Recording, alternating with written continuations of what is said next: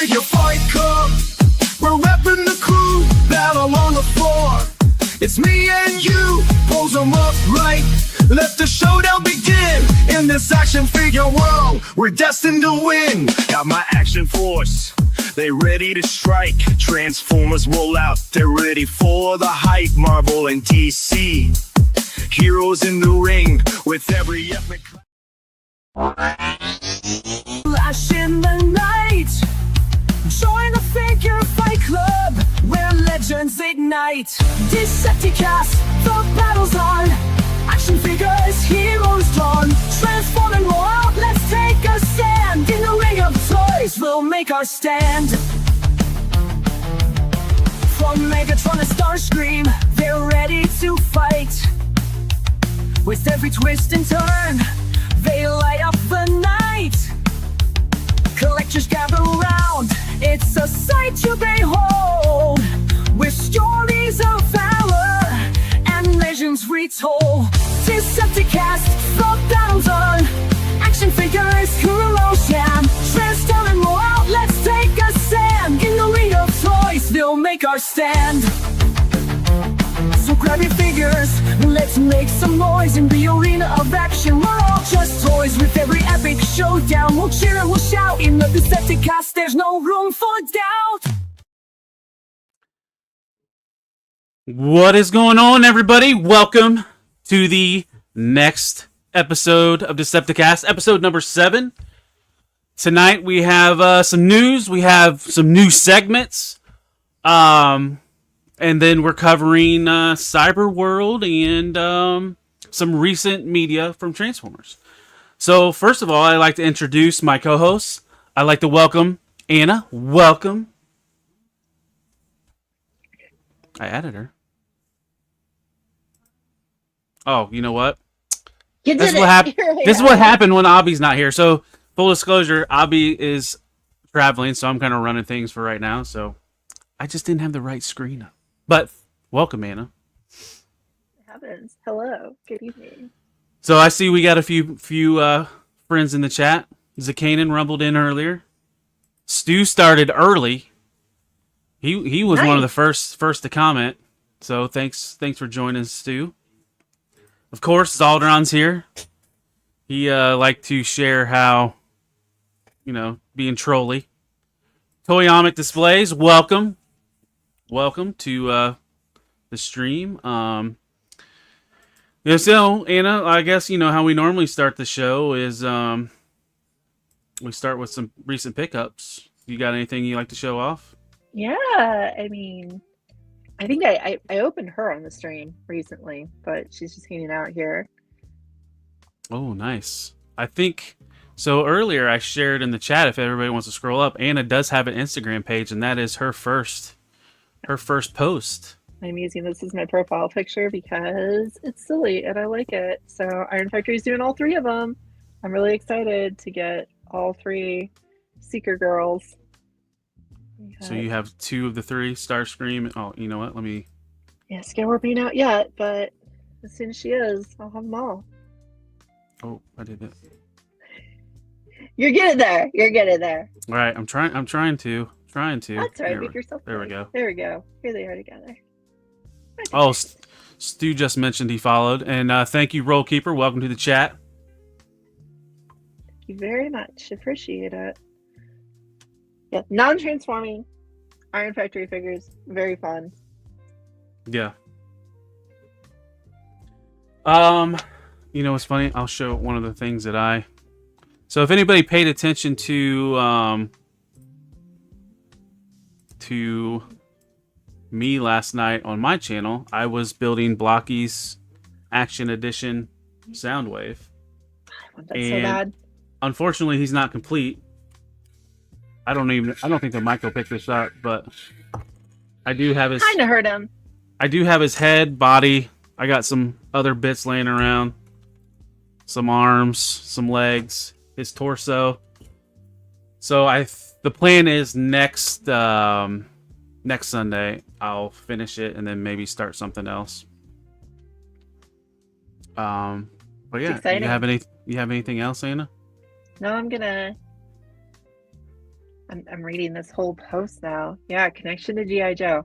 I've been thinking a lot about the connection to GI Joe lately. As I put up my display, I think my crossover figures are going to be one of the first things that goes up, which are going to get more crossovery as we go forward. Maybe next week I'll show off even more crossover.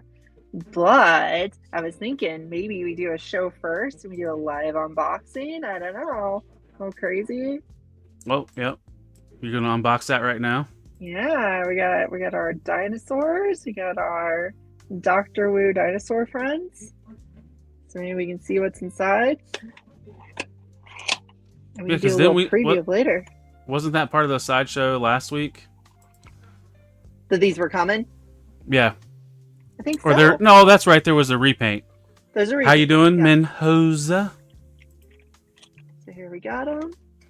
Do they look like Yeah. cassettes at all? I can see the front. No, Yeah. not really.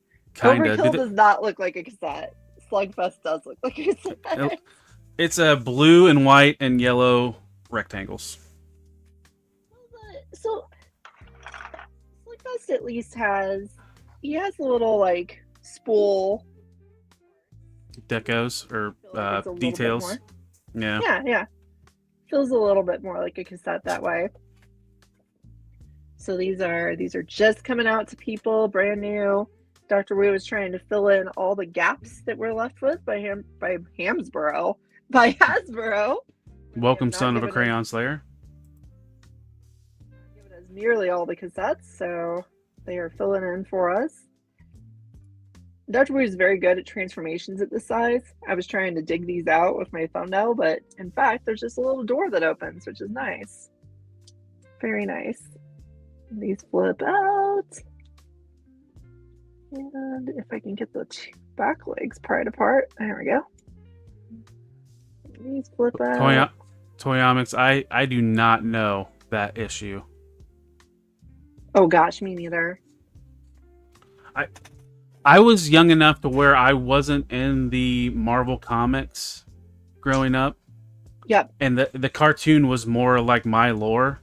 But there has been talks in book club to start reading the Marvel run of Transformers. I want to, yeah.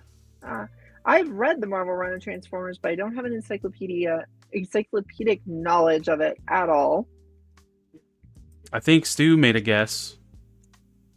I had to read it much later, of course, because like you, I am too young to have read.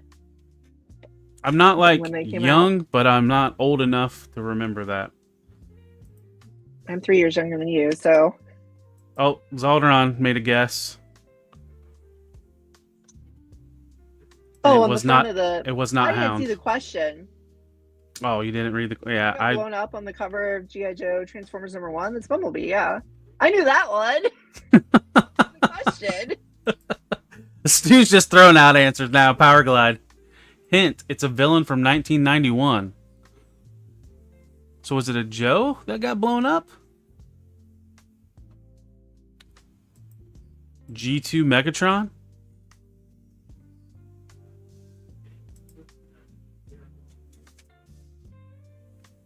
Yeah, I don't know. I'm just gonna guess Jax's, but Yeah, I have no recollection of the who was it who got blown up on the cover. I think we're all stumped.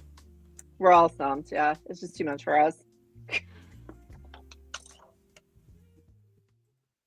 So Zeldron said G2 was launched out of the G1 G.I. Joe com. So there we go. G2 Megatron was the correct answer. Well, there you go. Well, you know why you're transforming your I'm other struggling. one. I'm struggling to get his spines out. His spines just don't want to come out for me. You almost need like a spudger or something like that to push it through. I hate that word, spudger. Gross. Spudger? It's better than that C word that they use to describe Hasbro and Takara Transformers. So my other Transformer, while you're struggling with that, I'll show off my other Chug. thing. Okay, I get it. Yeah, Chug. So my other Transformer is I got a chest piece for Bruticus. You did. Yeah. Actually, it was Vortex that came in. So I got the Magic Square Masterpiece Vortex. Your And Vortex is so much cooler than my Vortex. I got a Vortex recently. So you look at that guy. Boring. Yours is cool. But it connects with the you have it on Superion, right? Yeah, right? Gotta fill in those blanks. But yeah, it's a really good Vortex. I finished filming the review today, and it's gonna go up on my my page, on my YouTube page tomorrow at 1 o'clock or 1:30. Typically when my reviews go up. Very nice. Very exciting. There, he's alive now. He's Finally in got dino him. mode. Finally a dinosaur. Dr. Wu does significantly better. Later, Hasbro does at making these cassettes at this size, right? Because I mean, Slugfest just looks legitimately better than Ramhorn. Well, and Ramhorn is one of the better Hasbro cassettes at this size.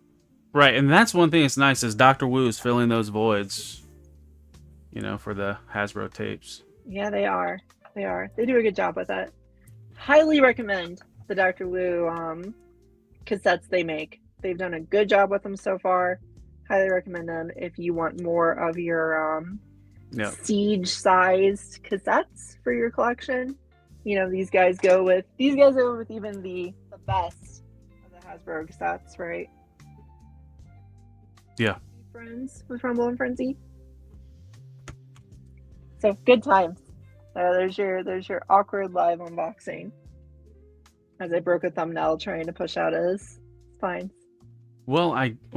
So since we're done with the unboxings, I guess we should get to kind of the bulk of the show. I mean, the slideshow. I mean, so last week, it was all about SDCC and there was a butt ton of news. Well, this week, not as much news, but there are some quality stuff in here. So we'll get started on that.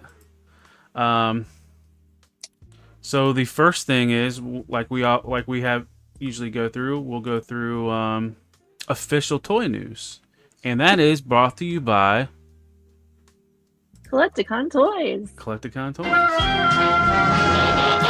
The Transformers will return after these messages.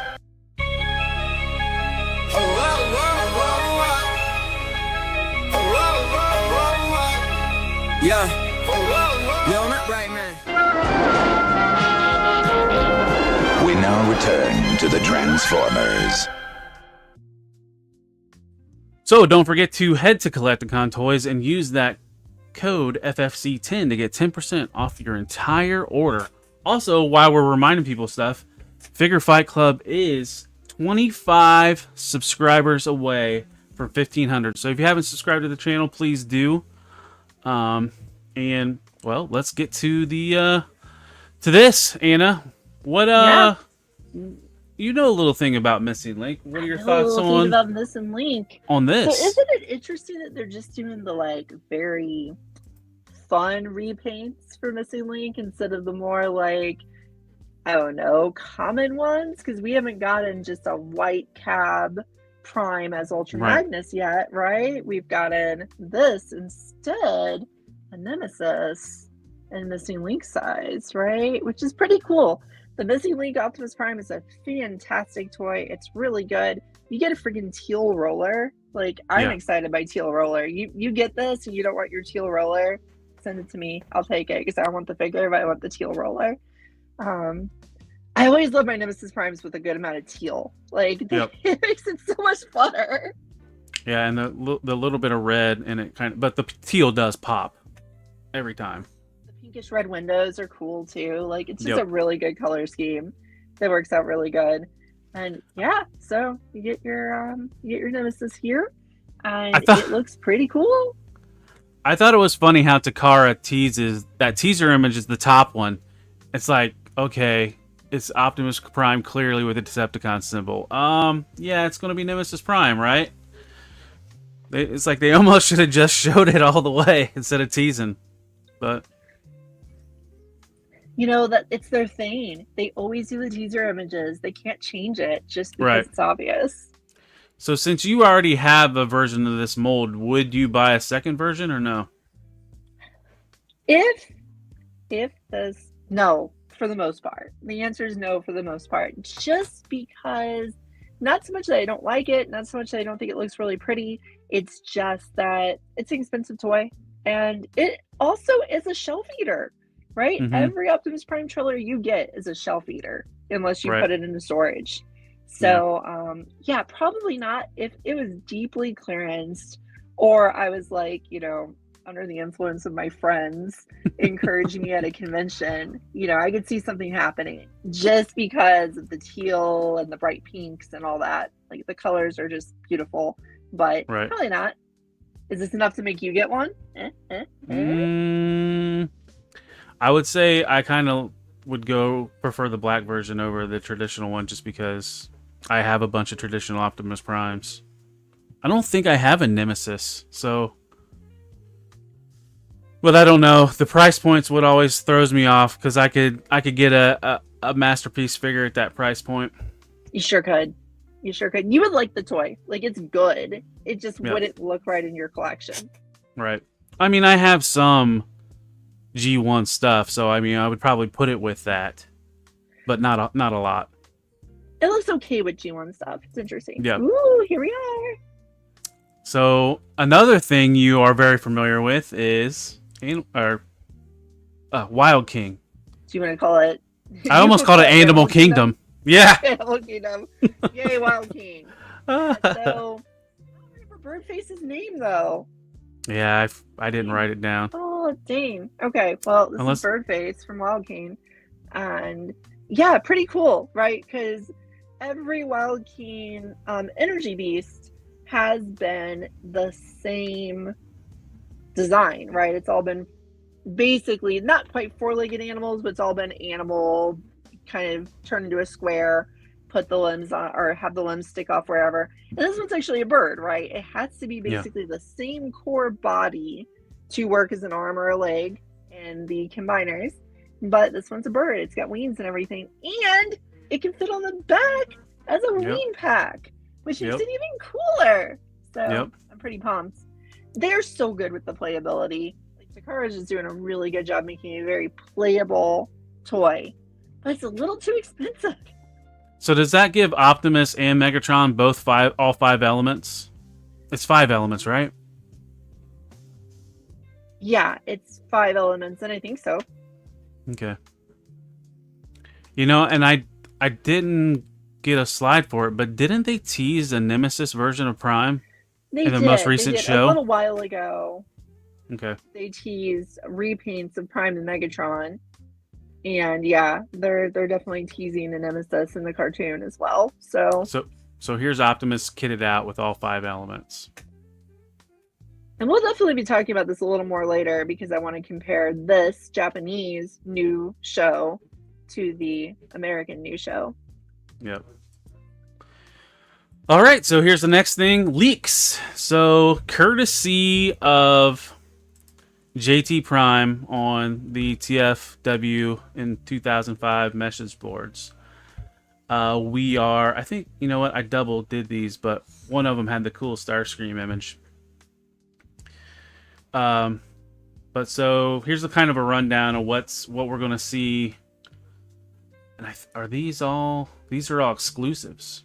So there's a Beast Wars Maximal multi-pack. I mean, are we going to get repaints of Kingdom figures to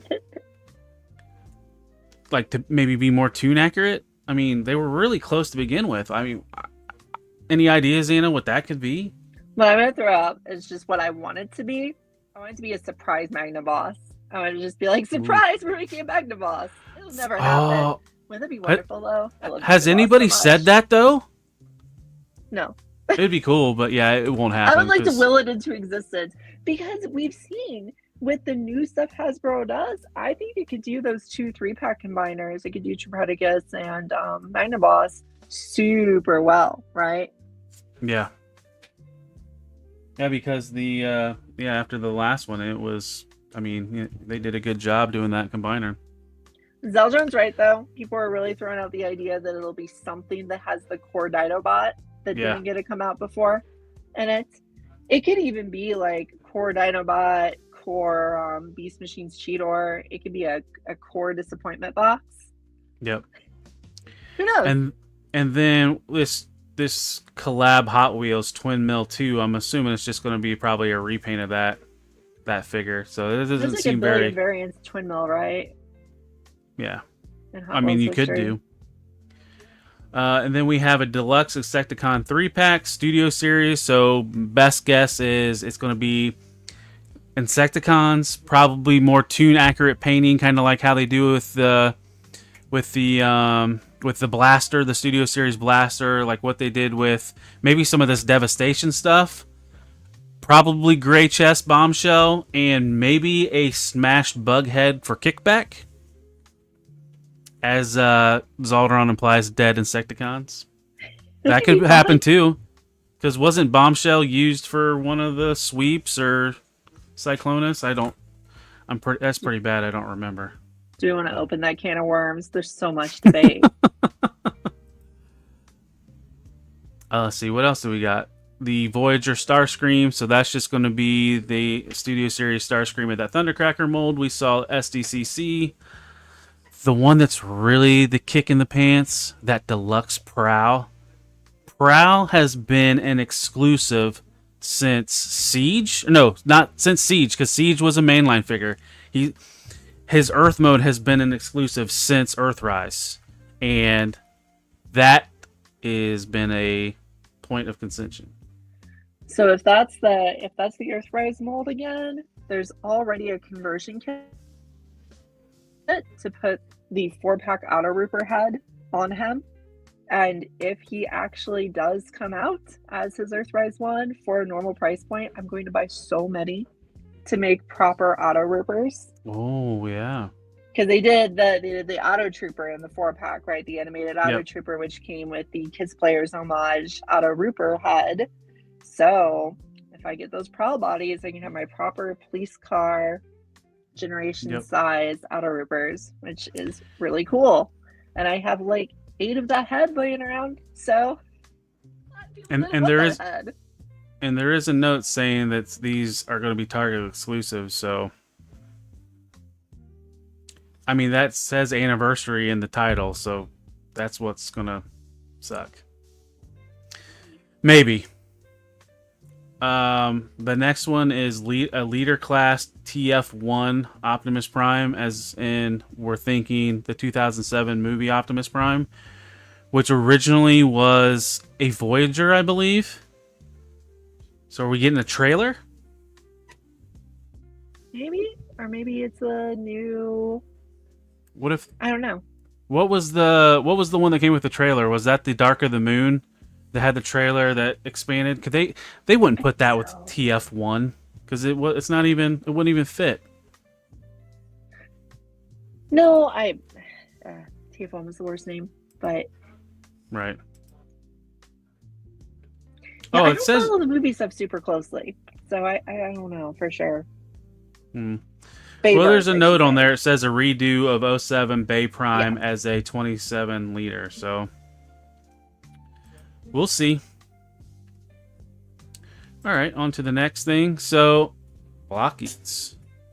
So Blocky sent out a tease of the next Legend class. Well, so Legend class, there's no such thing as a Legend class in Blockies, is there? So I saw a confirmation. So if you look on their action class, look at that. it says Legend on it. And Blockies even confirmed it in the chat, in the comment section.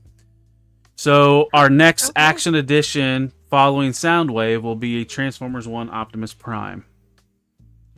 Isn't that kind of a bummer though? Like I really wanted it to be another. Yes, Someone's excited Cicanian. about Blockies. I really wanted it to be another G1 character. I wanted it to be Starscream or something, but Yeah, same. instead it's going to be Transformers 1 Optimus. I was just talking to another friend from my other podcast earlier today. It's so sad that TF1 is pretty much going to be like kind of a forgotten part of Transformers. Yeah. that like this will be cool. The design is cool. The voice acting worked. Everything was good about the character. It's just, Crap marketing was one of the biggest downfalls. Welcome, HGC. Yes, you have made it in time for Blocky's talk. Let the sin begin. Hey, Zakanen, I did a live stream Sunday and was building mine, and it's still in pieces, so I won't finish this till next Sunday, so I'm in the same boat. I don't even have mine yet, Cicanan, so you're ahead of me. But I will most likely pick this up if the way the action class or action edition has been progressing since the first Optimus Prime. I have a feeling they're going to do this justice, and as they've been doing classic class and upgrading them as they go along, it'll probably be a pretty decent thing. It probably won't have a voice box with Chris Hemsworth voice in it, though. Probably not. Would be my guess. So on to more Blockies news. So there's a little bit of speculation with this. So Blockies posted today that they will be present at TF Nation, which is in the UK.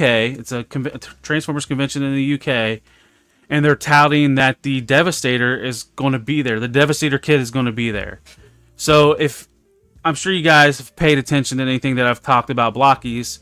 One of the big things with this Devastator kit was licensing issues in the United States, and Hasbro and Blockies did not agree upon that. There's been rumors that Blockies is working on getting that distributed in the United States, and this might be one of the first steps with it being in the UK. And I know Anna is patiently waiting to get her hands on the Blockies. I am. I'm still mad. I am still mad that you literally got one. We ordered at the same time. I ordered first, and you got one from Shozy, and I didn't. So annoying. Yep. However, I'll get over it when I get one. What's going to happen, though, is people at TF Nation are going to get a hold of this kit, right? Make some money. They're going to get a hold of this kit. They're going to be like, hey, Americans, look what we got. Yep. Throw me $100 and I'll send you this kit. Petridge Farm always remembers HGC. But, and you know, the other thing is, if this is easier to get customizers, well, it'll help them out because I saw, so Blockies is doing a competition where they're letting people submit pictures and you can win special exclusives and special repaints of things. And I saw somebody did a G2 recolor of Devastator, did the yellow Devastator. Someone make me an orange one. I love the KB Devastator. That's my favorite. The KB, yep. And that sums it up with that wraps it up with the official news. So let's run the bumper a little bit. The Transformers will return after these messages.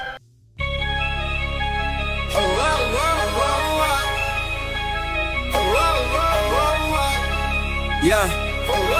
Yo, not right, man. We now return to the Transformers. But remember to use that code FFC10 on all your Collecticon orders. Now, back to the news. So this slide was a little bit more fancier in the slideshow presentation, but that doesn't transfer over to StreamYard. So here's the kind of the what I wanted to bring up with the chat, and I'd like the chat to kind of chime in on this. So we have 4 representatives from Hasbro at SDCC. And I know the Joe says pre-order, and at one point the Marvel was pre-order, but all these sold out. And as of last night, when I took this screenshot of the Transformers one, it hasn't sold out yet. So my question is, why didn't the Transformers San Diego Comic-Con exclusive sell out, and is there a way we can fix it? And if anyone's not familiar with what the Comic-Con set was a re-release of the Siege Jetfire, right? Re-release of the Siege Jetfire with some different paint apps and decos, which we might talk about later. And Duroc and Solilla from who have not gotten toys, right? They've been around for 2 years now in our Energon universe. They're the flagship series of the Energon universe. and they haven't gotten any toys yet. So, this is the first attempt to get new characters released as classic O-Ring G.I. Joe style figures, and then Jetfire again for a big price. Yeah, and what did Jetfire retail? 90 because it's a commander. He was 90, so you're only paying 25 for 2 O-Ring figures, with Super 7 with their O-Ring figures for $20 each would tell you that that's a bargain. Yeah. And the figures look cool. They're O-Ring figures. I think the biggest flaw with this is wow, I wasn't professional. That was my phone, by the way. I think the biggest knock to this is because those figures, we've got G.I. Joe Transformer crossovers where the O-Ring figures fit in those. Why? I wish they would have done that with this, but then the price probably would have been $200. I wish, but I would have been okay with that. A big old Jetfire that's new engineering, maybe also turns into something very similar to a G.I. Joe vehicle so that they can just simply repaint it for the future. That would have been fine by me, because I would have thought that was different. This is asking me to buy Jetfire again, because I have them, when I just want those two because they're main characters. And the G.I. Joe crossover stuff is great, right? And I like the idea of pushing more things into that size class. Like, if you remember I think it's been a couple years now, they did the Ghostbusters set. Yep. The 4-pack, you mean? Yeah. Yeah, and that was a really good price. Store last week, and I really wanted to get it because I was just like, man, that would look so cool with my G.I. Joe crossover stuff. Thank you, Peter. I appreciate you building my ego up.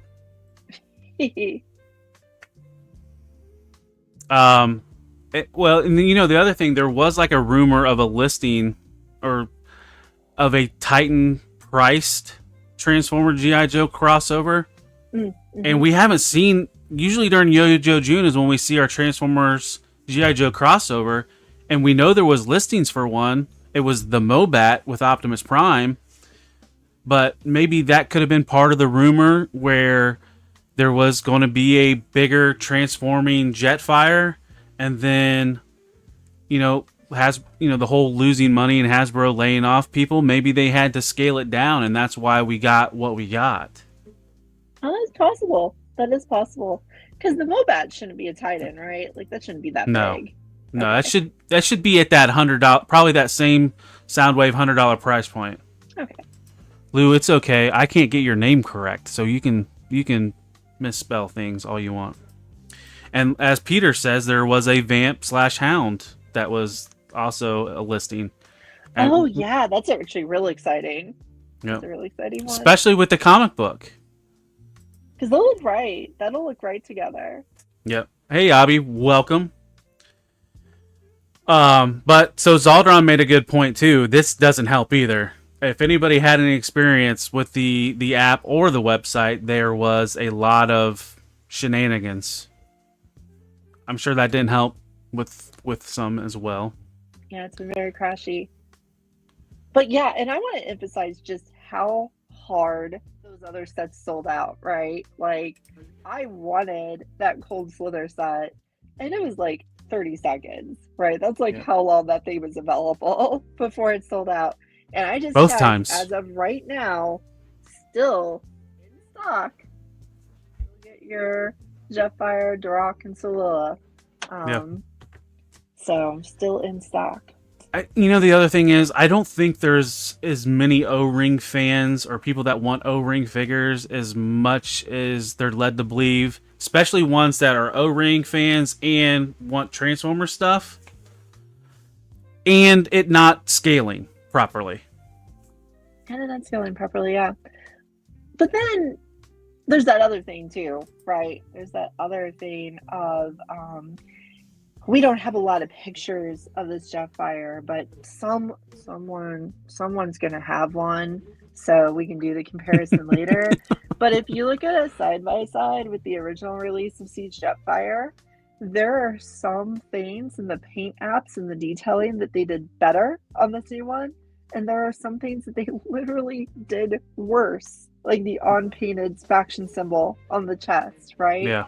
But then there's like the face, which with a slightly different color on his face looks so much better and a little more outline to it. Looks great. And Yep. then there's other parts, like I think he's missing like 2 paint apps on his legs that he used to have. Frustrating when you have something that's the same mold, a little bit better, a little bit worse. What do you do? Yep.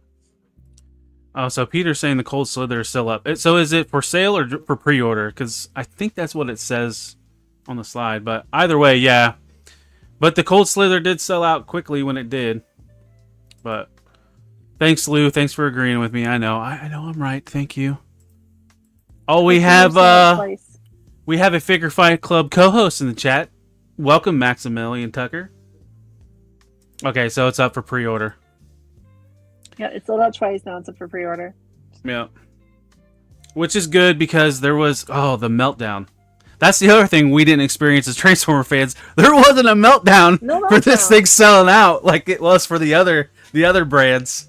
Like a yawn down. Yeah. Like, Yeah, I definitely I'm glad it wasn't at like the Joe scale to like scale with those figures because I already spent enough on SDCC exclusives from Hasbro Pulse. And yes, we all hope everything's going well, Max. All right, so where are we at next?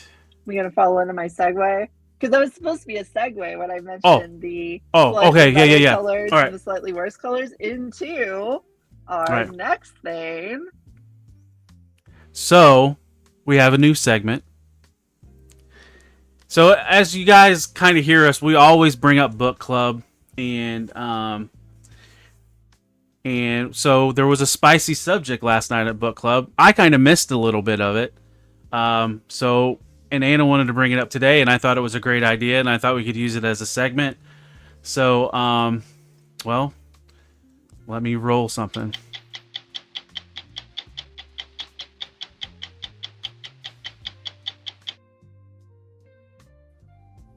So, welcome one of the founding book club members, Zaldron. Yes, Decepticast commenter. Here.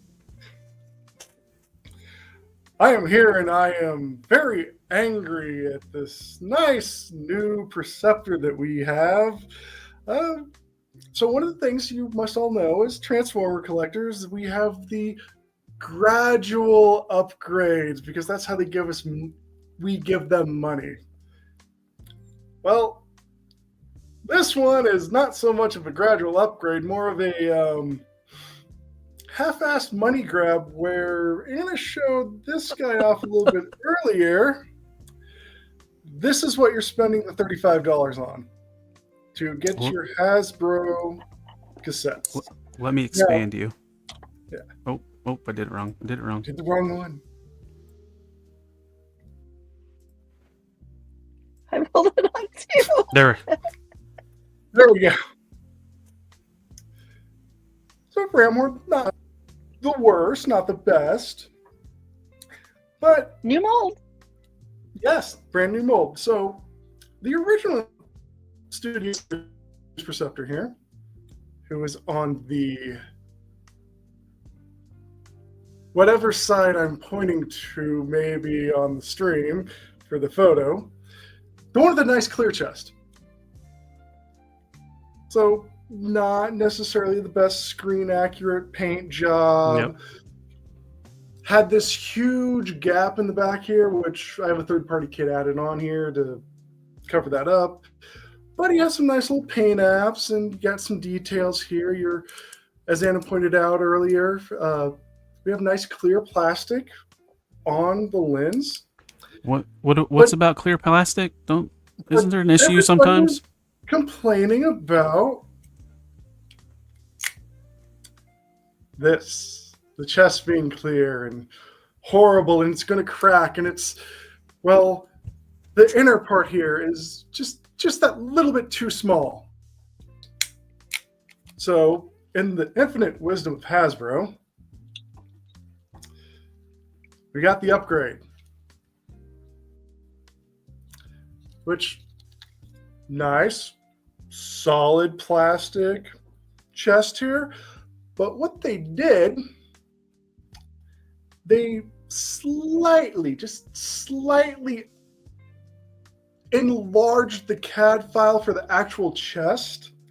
So now there's these two little black voids you see under his neck, which is in the original mold, no longer hidden. Additionally, we used multiple colors of plastic on him. So on the legs, 2 different shades of blue for some reason. The chest itself is not run with the hard red plastic we have for the rest of the figure. Instead, it's run using this brown of ram horn and then painted red. And before we were looking at this, I even found some spots where they'd missed the paint, and if you do open up the chest, he now has nipples that are clearly visible. Can you milk his nipples, Greg? Anything with nipples could be milked.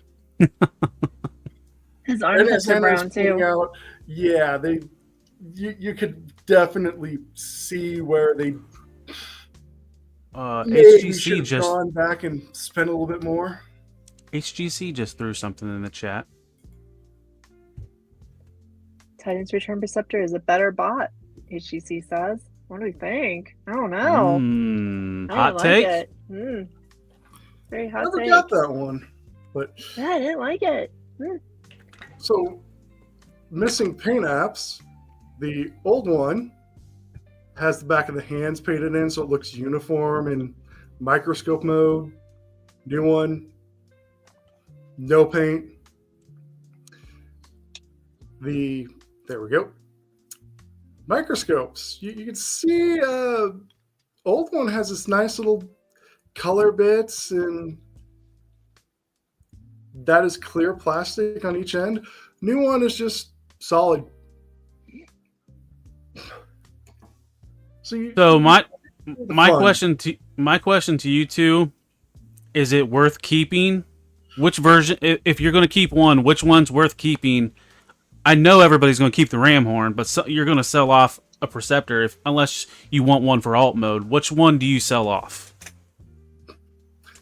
Well, for myself, I have this nice little eye gear kit from probably 14 or 15 years ago, which had the Generations replacement head for that Generations Cup with the nice cigar, and make him the IDW Sniper Preceptor.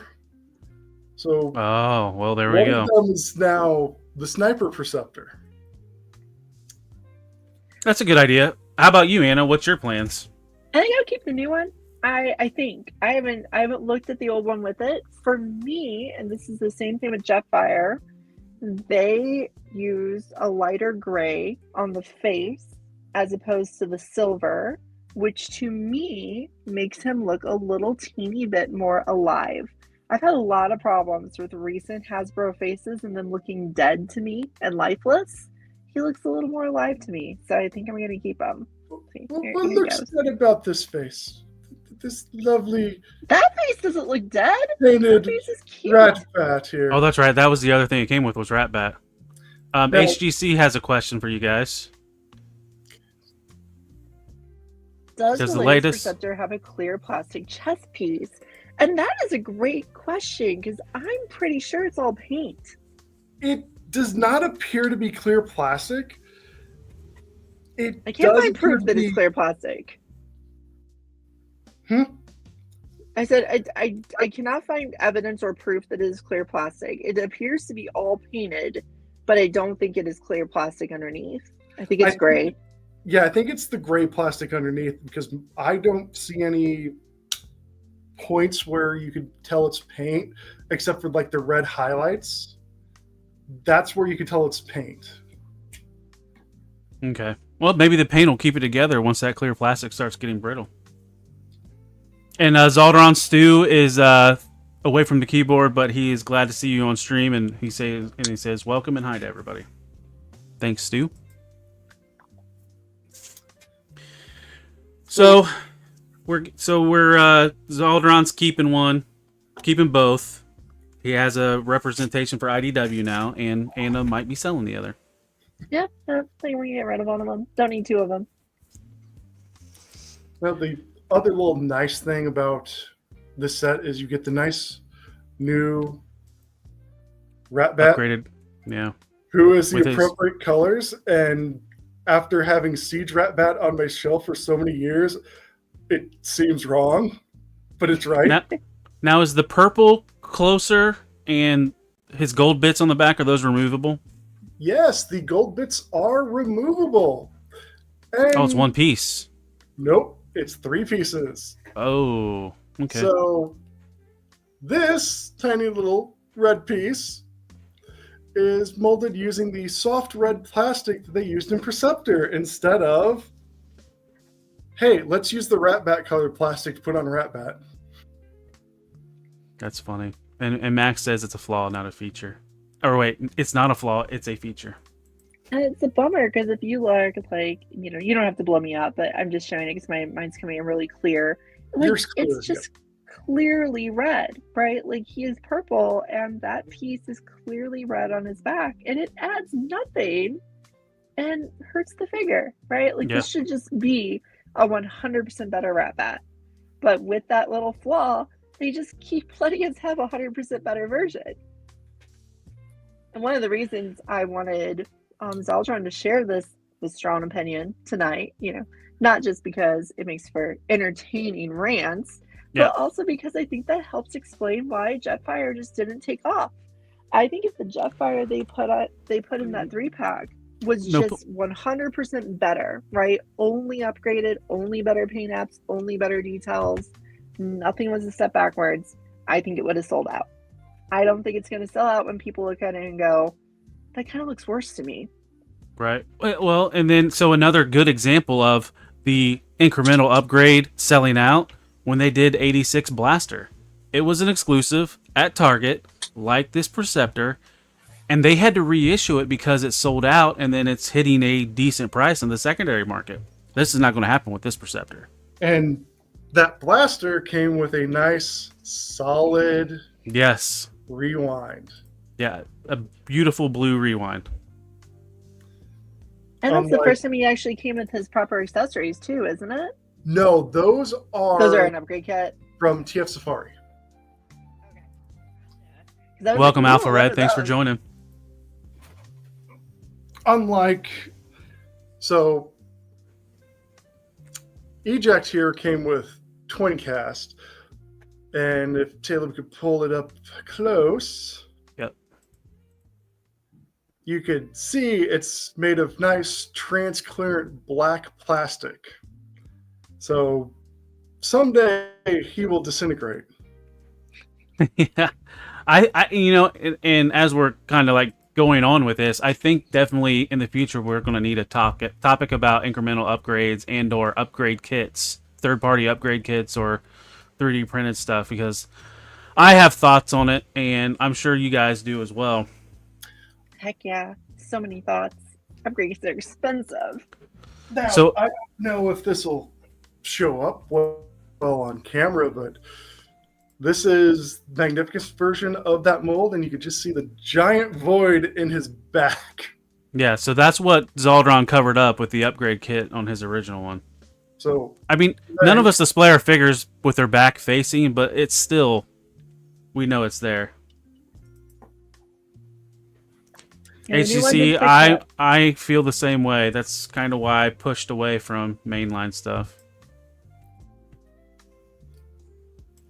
But Alpha Red was asking about Obby, because for some reason Obby's on the screen. I don't know if I probably just need to remove him. There, I don't know. So everybody, Obby usually produces stuff in the background and helps out with a lot of stuff, and he is traveling today, so he is in his hotel. So maybe he didn't realize he was on the screen. Obby, you put yourself on the screen, buddy. I don't think I did. I mean, I might have when I was pressing buttons. Yep, HCC, Don't worry, we he got never booted. saw your face. Yep. Yeah, you were off. Thank God you didn't have You're the just camera your on. icon. Let's blame Laser Pants. All right, so Zaldron, you want to stick around, or you just want to go backstage again and watch the rest of the show, or you want to throw some input in? I'll stick around and All right.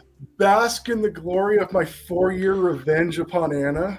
All right. For your revenge is I pointed out something about a certain Grimlock figure that kind of ruined the figure for him, and he had to get an upgrade kit for. Right, these two figures go Very together. Apropos shirt here. Some years ago, and before he pointed all this out, I did not actually notice the two colors on Perceptor's legs. I did not notice the gap in the top of the chest, and I certainly, absolutely did not notice the brown nipples. So now that I do, it's like, oh, I thought this was just a straight upgrade, and now it's like, dang it, toss. Yep. Vengeance. That's funny, yeah. So let's move on to third-party news. This is my forte. Well, not technically this. Dr. Wu, I'm not as big into Dr. Wu, but Dr. Wu is doing repaints of their mini-bots, the Golden Lagoon. All 4 good molds, right? I have all 4 of those molds. They're all 4 quite good. And if Golden Lagoon is your jam, then yeah, they're going to be great. Yep. And if not, they seem to be also re-releasing the normal colors of these guys. Yeah. So if you want to go ahead and get those for reasonable prices, they're great. They're doing a reissue of Inferno as well. Mm-hmm. So, yeah, Dr. Wu's good stuff. If your collection is too big and you want to start getting into Transformers, like Dr. Wu's small, it's micro scale. I mean, it won't take up much of your room. One of our friends that's what she did. She scaled down and went to Dr. Wu and is enjoying every little bit of them. I'm going to say the Overkill. I finally transformed it off camera. And this is like really par for the course in the high quality of Dr. Wu stuff. Like this Overkill is fantastic. Like I don't think I've ever had an Overkill that's good. Like I've had several Overkills. I'm always kind of disappointed. This one's nice. He's cool. I was pleasantly surprised with their G1 Megatron, how they could make him turn into a gun and a robot. And oh yeah, it's really fun. Yeah, simple transformation, looks good, does its job. Hold on, it's neat. Well, Stu, if you need links, these are limited to 500. So I don't know how easy they'll be to get on like ShowZ or any third-party sites. I don't know if BBTS will get them, but yeah. They're typically what? They're typically what? $20 for a 2-pack, $30. Usually $25 for the 2-pack show. Yeah. So speaking of these guys, yeah, beat me to it. Clear versions of these guys. If toys that will degrade and eventually disintegrate are your thing, no. If you like clear figures, they'll do a good job on them. They'll be great. Go for it. They'll be fun. The way I'm looking at it these days is I feel like as I'm unpacking my entire collection right now, a lot of my older toys, like in by older I mean like upwards of 10 years, I'm really noticing the joints being a lot worse than they used to be as I play with them again. Everything degrades. So if you like the clear plastic, just go for it. Yeah. And I don't know if these represent anything. I know they did shattered glass mirrored versions of these coming out, so I don't know if the clear represents anything. So I don't know either. Clear? Yeah, just clear. I mean, that's like a Transformers thing, right? They always have to do something in clear, it seems like. They're ghost. It's when they die off screen. Do they hang out with Starscream? Yeah, possibly. Yeah. Everybody does in the afterlife. And to kind of, this is something that we revisited. We visited last week. I think it was last week, where New Age Dinobots had a combined kit. Now we know what the combined kit turns into before the kit. It is H72 Typhino, whatever. It's just typo. Typho. It's an ankylosaur. I think so. Oh, wait, Zaldron, did I get the right dinosaur? Yes. It's Scar, right? Isn't that what they usually call him? Yes. It wasn't. It was when they did the whatever the The Volcanicus core for class. Yeah, the and core class. he was named after the 6th member in the IDW comics. Yep. Matt with 2 T's, welcome, and yes, the tapes do look good. Anna has the regular colors in her hands right now. I put the weapons on him so he'd look more complete. So like I mentioned before, everybody thought this was a joke because every now and then when New Age would show the pieces of their Dinobots, they would put them in a limb mode. Well, it looks like it wasn't a joke, and as you can see, you can kind of see some of the pieces. His rear back section turns into a shield. So it looks like they're going all in. So you're going to have to get a 6-member of the Dinobot to complete if you want a Volcanicus. It has been a hot minute since New Age attempted a combiner. The love was not absolute for their Devastator, right? There was a lot of criticisms about the Devastator being a real pain in the butt to transform. Looking really good otherwise, but being a real pain in the butt to transform. So we'll see how this works out, right? A lot of people swear by those New Age Dinobots. I honestly think the Magic Square are better, but go for it. And how early in the design process were these to be limbs, you know? I think they would have had to be early to have the proper joints. Yeah. But that would be my biggest concern, that it's just something that they added together mid-process, and something might not connect as well as it should. If it's well, we'll see. Mid-process, don't expect stability. Right. I'll say this: it looks a lot better if it was added mid-process than the Transformers Prime Abominus. Yeah. That's a beautiful creature. I just look at Sludge like it's like, what? Why, guys? What? My neck it's kinked. But no big deal. So next is MPU. They are the KO company that did the Coneheads, and guess what? They are doing actual repaints of the MP52 mold that Takara hasn't given us yet. We got Sunstorm in the version 2.0 or whatever, 1.5.0. But we never got it in the MP52 mold. We just got the 3 main seekers. No other repaints, just Thundercracker, Skywarp, and Starscream. But Here's they are the doing thing. When Takara puts out that MP52 mold, it's real freaking expensive. How much are they selling the MPUs for? Are they like around 100? I think like 150 to 180. Ooh, okay, so they're still pretty high. Yep.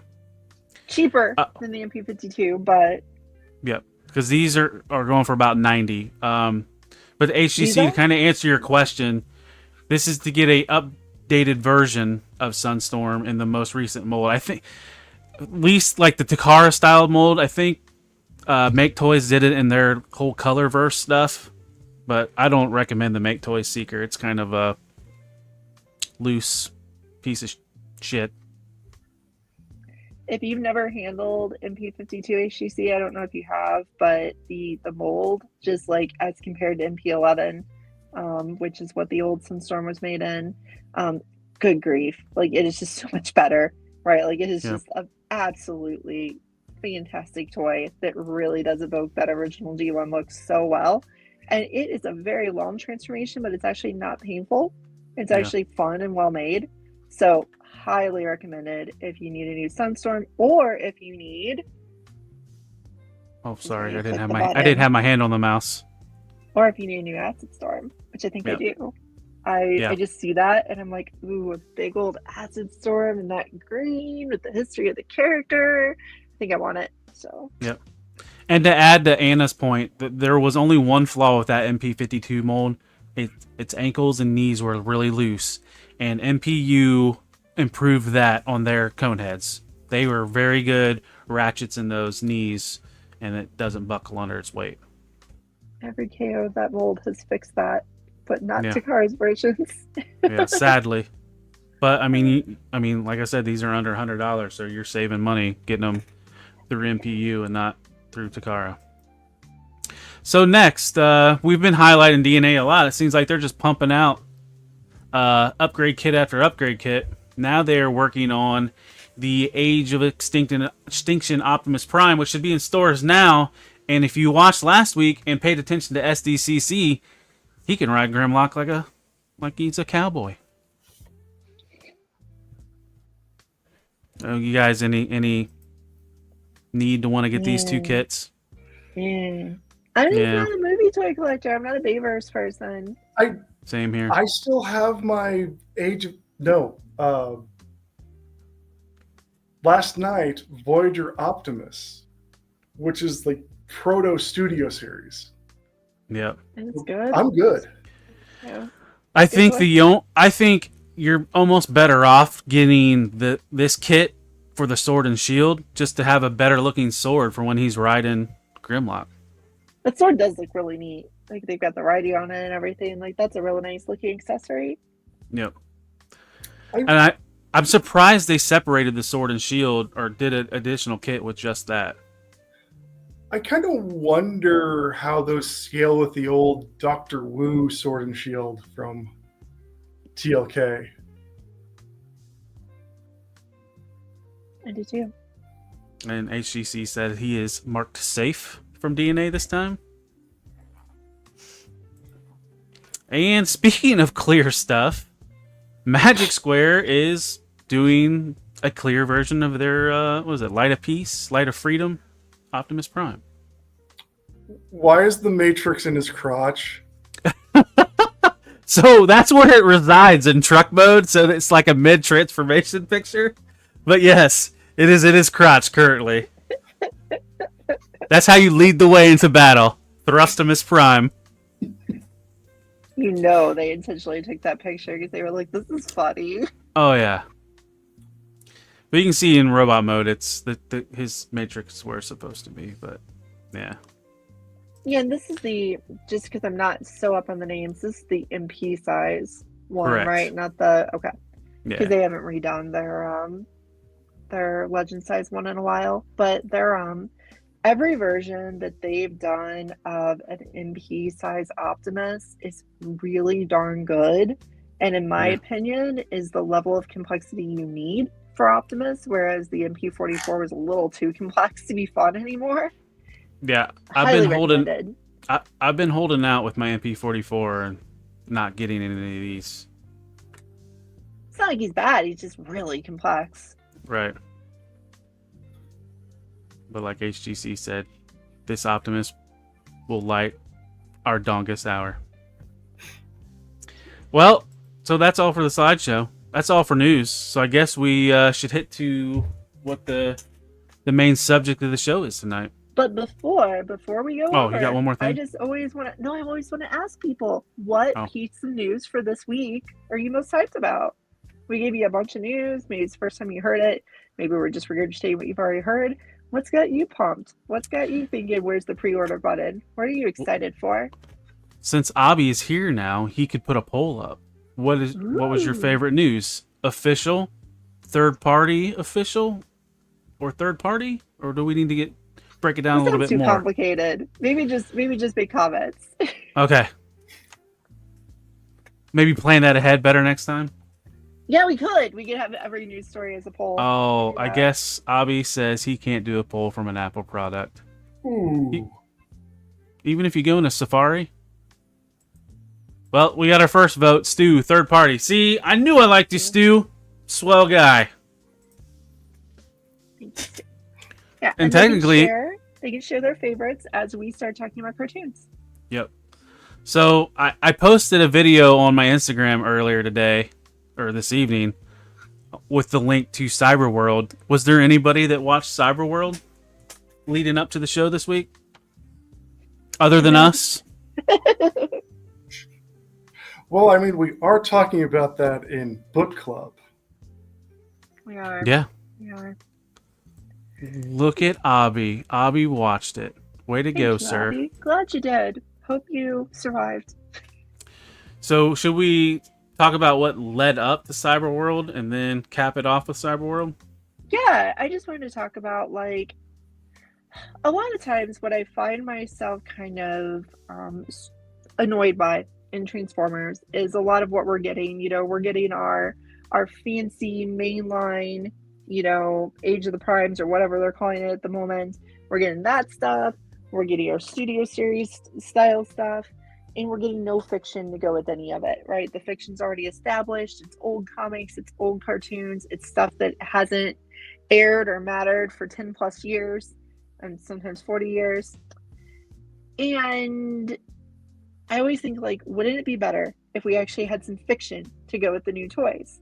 And the thing is, we actually have had a number of new Transformers cartoons in the last few years. Like back in 2018, before the pandemic, we got Cyberverse. I did leave out the Siege cartoon when I made this timeline because I'm not counting it because it wasn't very good. The voice actors agree with you there. Yeah. It's so sad. I'm going to say not just the voice actors. I know there's a few people who like Siege. We have a good friend who really likes Siege for some reason. Yeah, you do have a point. So, Cyberverse, right? Cyberverse came out in 2018.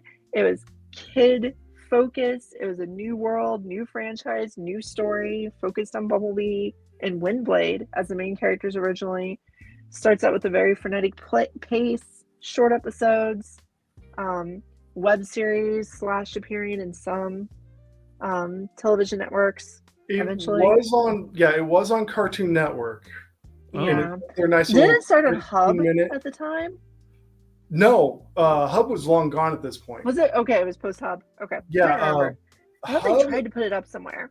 Yeah, Hub ended the same time as Prime did. Okay. And then I'm off then. I will say this, Hub kind of became its own little TV segment, and Rescue Bots aired on there. Where Cyberverse was airing on Cartoon Network and on the YouTube channel. Yeah, so you could watch it on YouTube. And the first season was not super well received by older fans, but kids seemed to like it. And then it got much more serious in seasons 2 and 3 and seemed to be much better received by older fans. And is actually a legitimately pretty good story with 2 movies to cap it off that are actually pretty enjoyable.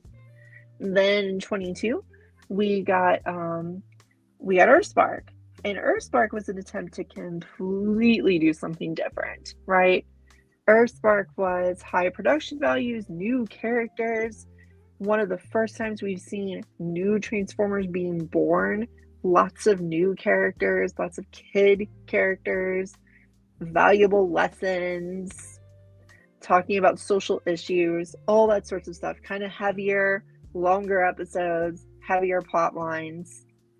And go ahead. Yeah, it goes back. So Cyberverse, 15-minute chunk. Beforehand, all of our Transformers series were like 20, 25 minutes each. Earthspark goes back to that 20, 25-minute half-hour format. And kind of takes that idea from Prime where we're telling one continuous story instead of an episodic. Just because I watch everything anime, Monster of the Week format. Yes, it's a continuing story. Every once in a while, you get a Monster of the Week. Sometimes they continue from episode to episode. There's overarching themes, characters, character development. It's actually pretty good. I don't think a lot of it really appealed to Transformers fans because it's not as much action and killing and stuff like that as a lot of the series. But I feel like Murder, Starscream, and Cyberverse, yeah. And one of the key things here is Earthspark is set post-war. Yep. Autobot Decepticon War is finished. They are at peace. And a lot of the fandom was like, I want war. Tell me war story. As you mentioned earlier, there was this series called Siege, where they constantly just said, "This war," super slow, and constantly talked about this war. if you're gonna watch Siege, it's highly suggested by even the voice actors on it.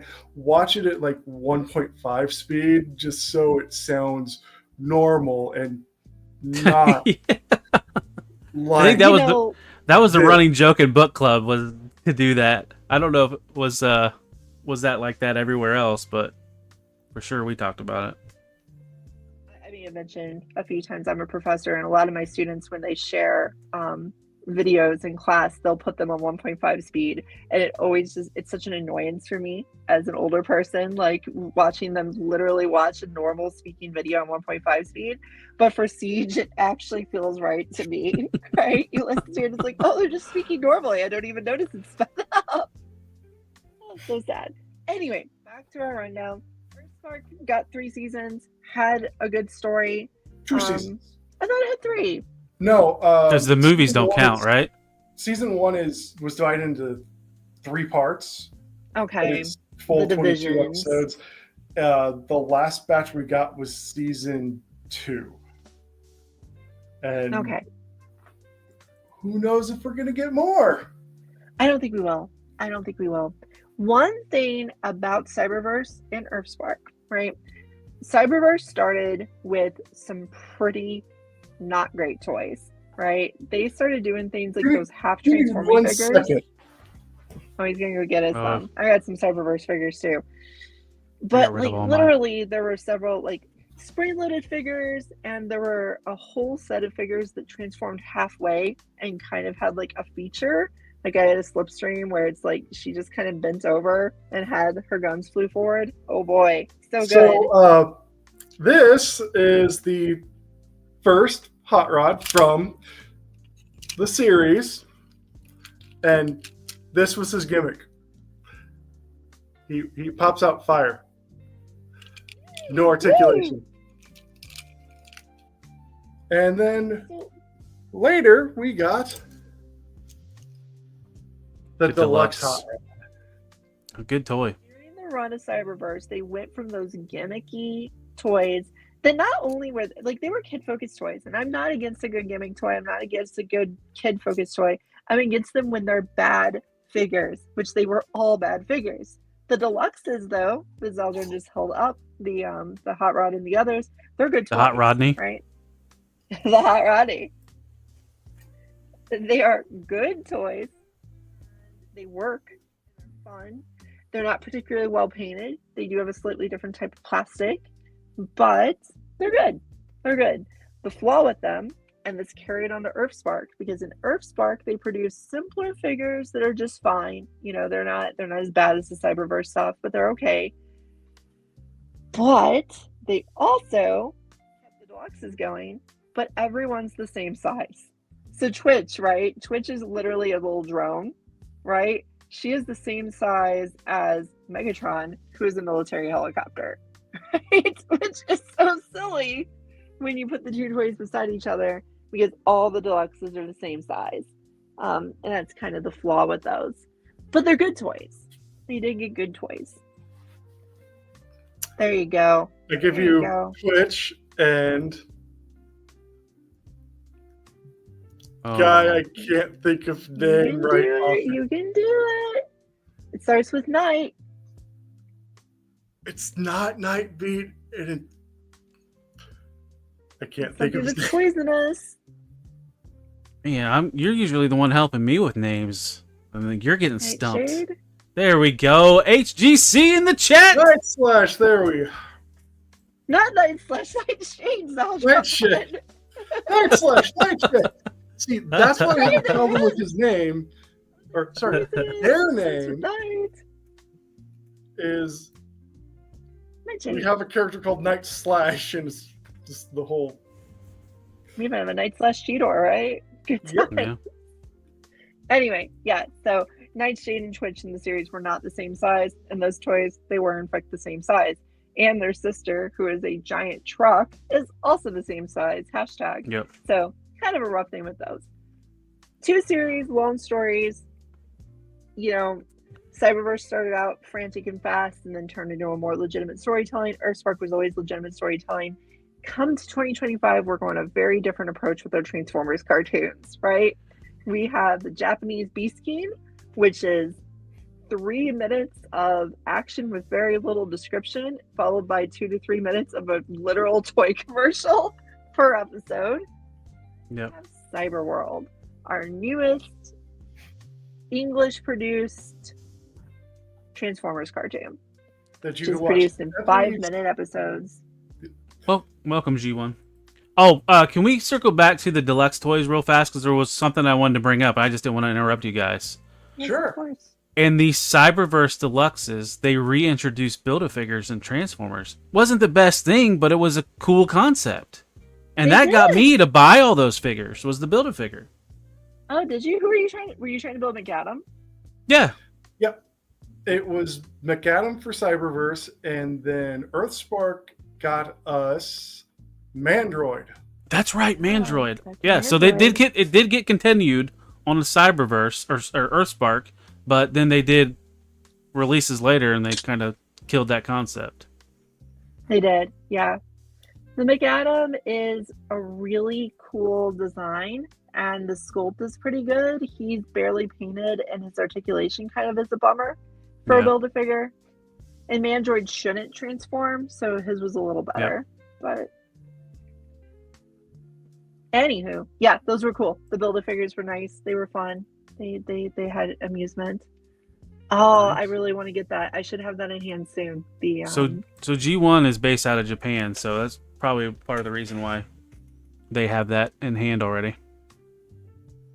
okay, that works out really well.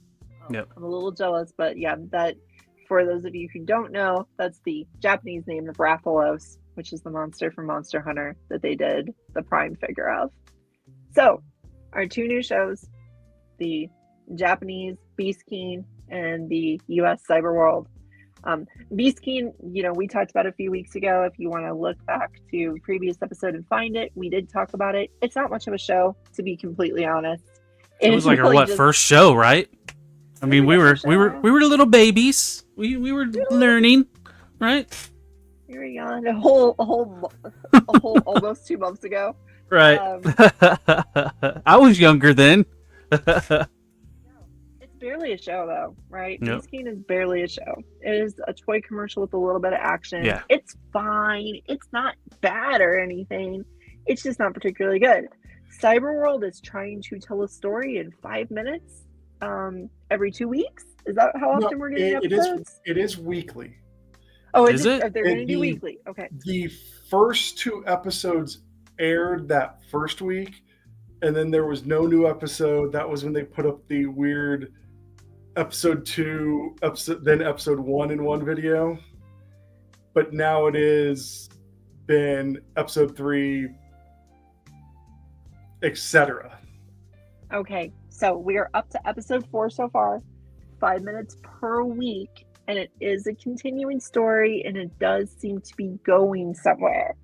It doesn't mean it's particularly amazing storytelling, but Right. it is going somewhere. Cyberworld appears to be the story of our Autobot and Decepticon characters that we know and love being more or less trapped in a video game world, having to compete for resources and loot drops and all sorts of gaming related terms that they're throwing in. And having a 9-year-old in the other room playing Fortnite and screaming and hollering during Fortnite, you would think it might be something that would appeal to him, but he hasn't watched it yet. But he hasn't been around when I've watched it either, so. I think that they're really trying to come up with this 5-minute format to appeal to kids. Because I think that a lot of people who are creating cartoons right now think of kids as having a low attention span. We were treated the same way when we were kids, right? They talked about us as if we had these low attention spans. We couldn't pay attention for more than 5 minutes.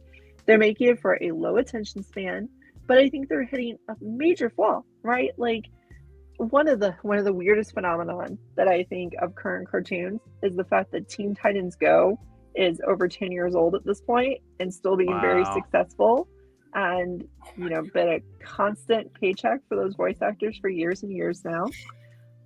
Teen Titans in general comes with a solid 22 minutes, normal TV length of cartoon every week. Yes, it's little tiny episodes, that are frantic and silly and unrelated, but it's a lot of it. When you watch it on Cartoon Network, it's like 3-hour blocks, right? Like Yeah. of just Teen Titans Go. There's so much of it to watch. Even when it first came out, it started with 30, 60 episodes. So I think the flaw here is they're trying to produce these bite-sized fragments, but they're putting them out so slow. What kid is going to get pumped by 20 minutes of content, right? 4 weeks in, they're going to be like, okay, where's the rest? Where's the fun stuff? They mentioned Wheeljack. Where's he at? I want to see a Wheeljack. What's a Wheeljack? Right? They'll want more. Yeah, it just and then if you look in the credits, like you have one actor playing two characters, two actors playing two characters each. So, I mean, they're trying to stretch themselves as much as they can, and maybe you won't see because I mean, even in the most recent episode, they hinted at all these fallen Autobots that Skybite took out. Will we see how that happened? Probably not. Probably not. It's a very different feel to it, right? Like it felt like until the most recent episode they were trying to go very low stakes because it felt like everything was game related, and if you lost a competition you'd lose power, you wouldn't die. The last episode kind of used the word destroy and implied that some characters had died off screen, potentially to Skybite. Yeah, but the question is, where did that happen? Did that happen in the game world? Did that happen in the real world? Did Alita and Skybite show up or come from the real world after Prime and Bumblebee and Megatron disappeared and arrive earlier here? Or did some other weird shenanigans are going on that we have no idea yet? Yeah. And I think we're building up that mystery right now in Cyberworld, right? Like, it's building up mystery. It feels like it could be a really interesting, like, anime-esque payoff where there's this big twist. I don't think that's going to happen, though. I think with this 5-minute format, you don't notice as much as you do with Beast King, but they are introducing new toys every episode. And I think I think it's just going to be the toy module, right? It's going to be like, here's a new toy, here's them showing off, and here's a little more story of Optimus and Bumblebee wandering around. And I think that's probably what the show's going to be. There'll be a story behind it. I would not expect any cool, like, world-breaking, ooh, we're secretly in the Matrix, or a Toy Story-esque, like, oh, we've been video game characters the whole time. What purpose do we have? I wouldn't expect anything cool like that. I would expect it just to be like one day they succeed and they get off Cyberworld and the series ends and whatever. I could be wrong, though, because I think I made similar, like, skeptical comments about Cyberverse, and Cyberverse ended up actually having a legitimately decent story after season 1. So it could get better. This 5-minute format has me very skeptical. This toy-focused format has me very skeptical, but there's a lot more to it than there is to Beast King, unfortunately. I love the Beast King toys. Don't get me wrong. So what are you guys thinking of Megatron being a bull? Is there a reason? Was he a bull prior to going into the cyberworld? Or is it something that's part of his canon in this series? Was he reformatted from his G1 tank self to a bull when he got here? I feel like Bumblebee was a little surprised by him being a bull. Like, maybe I just inferred that from something that wasn't there. But I felt like it might have been a new thing. I felt like it was just supposed to help symbolize that he was hot-headed. Yeah. Like he was horrible. It worked. Yeah. It seems to be working decently well. One bummer with that, though, is, again, he seems to be big and intimidating and strong in the series.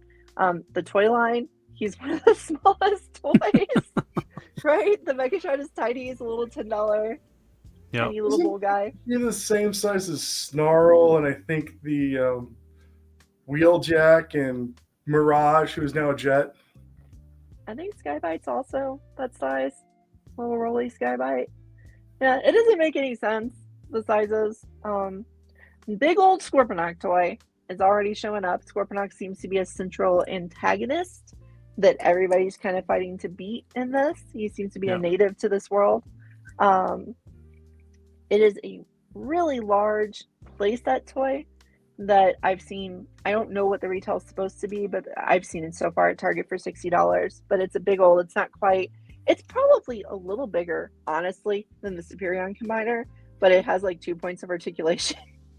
It has no articulation. It's a playset. Yeah, it has like the G1 Scorponok articulation minus the headmaster gimmick.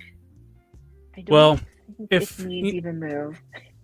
one of the things that kids toys are lacking right now, even us adult toys, is play sets. We want play sets, and if that's what that Scorponok is doing, then I say all for it. Keep it. Keep doing stuff like that. You get spots for other characters to operate guns and stuff and ride in and climb on. Like, it looks like a legitimately fun toy. Like, it looks like you would get it home as, a 6-year-old or whatever, and you would have fun playing with that thing. It is a big old chunk, though. It is huge, and it is doesn't do much. But yeah, so far, I wouldn't say I dislike Cyberworld, but I'm not excited to watch it every week, right? Like, when I'm reminded, hey, watch it before we talk on Sunday, I don't go like, oh, I have to watch that again. But I'm not getting pumped either. I'm not like, oh, what's going to happen this week?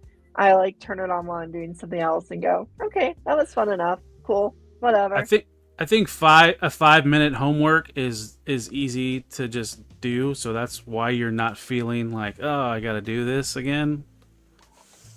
Yeah, I don't think it's great or bad. I think it's pretty nothing, which is not the best review.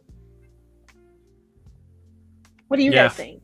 Yeah, I mean, it's content for our book club, so it gives me something to do to talk about. I mean, we always find stuff to talk about. It's not like we're gonna be quiet most of the night.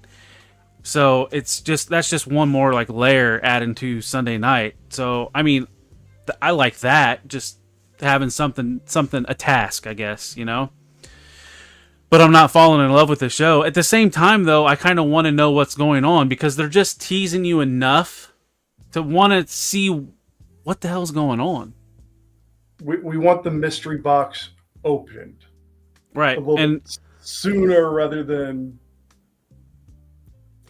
in 90 minutes from now. Right. So hopefully there's a payoff, right?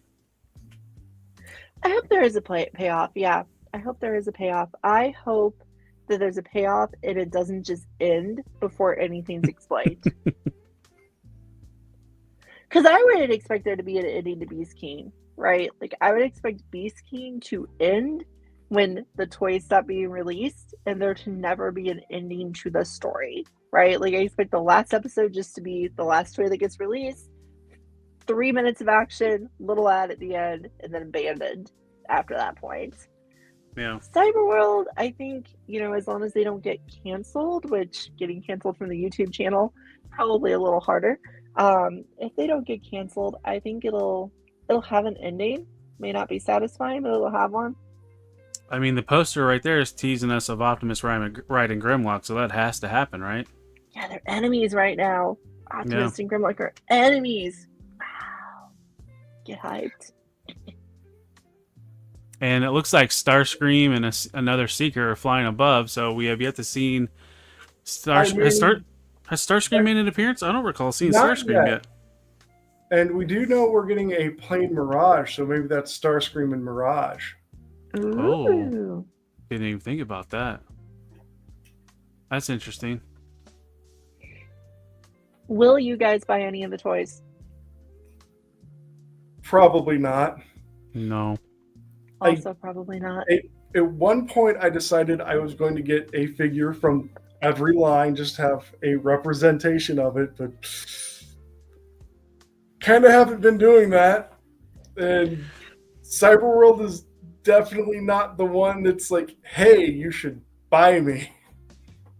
I mean, Bull Megatron's pretty unique, and it doesn't actually look like a bad toy, just a simple toy.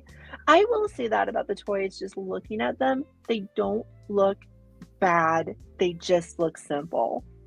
which is kind of like, that's where rescue bots lived for a very long time, right? Rescue bots were nice, simple, chunky toys. They were actually good, and they had good fiction with them too. So I'm hoping Cyberworld is closer to that than those horrible original Cyberverse figures. So I kind of have a question, and for the chat, are we presenting a good case for you guys to watch a 5-minute web-based series on YouTube right now?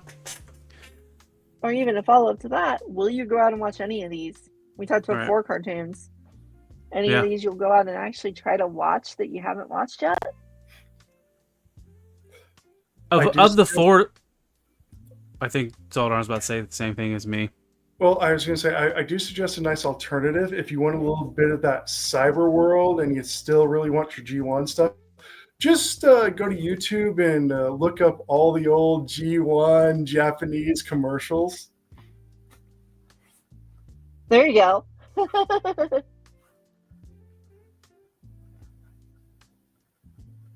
really. So we got a couple That's maybes and yeses and nos.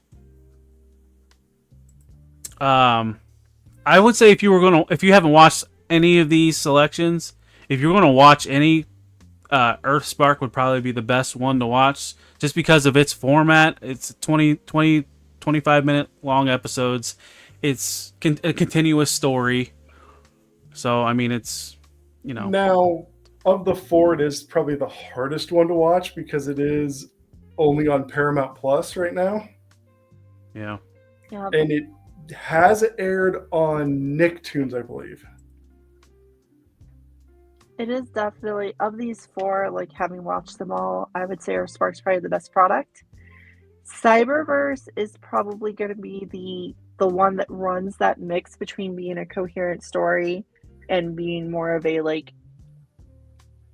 usual Transformers product, right? More action, battle, war, that kind of stuff. So, like, if you're looking for that, if you want a really different Transformers story, though, Earthspark was a very different Transformers story and very good. If you were looking for something a little more grounded and family friendly, and not family friendly isn't the right word for it, but like a positive family show, right? Like it really had good like vibes. Like you felt good about the main characters. They were a likable, happy family. Big old family too. Lots of robots. Yeah, you don't hate the kids. Right. The kids are Where cool. typically you don't like the humans. Yeah. The robot kids are cool too. It's nice. Yep. And I will have to say on Cyberverse, the way they end capped it with the 2 little mini movies, that was a good way to go out. Very anime, and it totally worked. Yep. All right, bringing Tarn into the animated universe, that was fun. They brought in Tarn, and they introduced a girl Swoop. That was interesting. Yeah, that's right. Right, just out of nowhere. It was fun time, and she never got a toy. No, she got the slammed together with Bumblebee toy. But it didn't look like her. It looked more like a G1 Swoop than it looked like her, which was a bummer. Yep. So yeah, there is Transformers fiction out there though, right? Like pretty soon here, Caleb and I we've been talking about it for a while. Both of us have to catch up on the Energon universe. Yeah. And we're going to talk about it. We're going to do a show on the Energon universe. I know some of you out there are reading the Energon universe stuff. I would love it if you got involved in that episode once we get there. He and I are pretty behind on the series though. You know what? It might be good to read it. It might be good to do chapter by chapter. Like however they're broke down in the soft in the graphic novels. The graphic novels, yeah, like or instead of doing it all in one, to do more content, but at the same time we could break it down, and then if there is anybody else behind, that way we could almost do digital book club. So each of the graphic novels is 6 issues. Okay. And we can do the stories. Yeah, volume 4 of Void Rivals and Transformers comes out in November. Yeah, maybe that could be a new segment for us, Taylor. Maybe we could do a story every week for a while, or maybe every 2 weeks or something, right? Yep.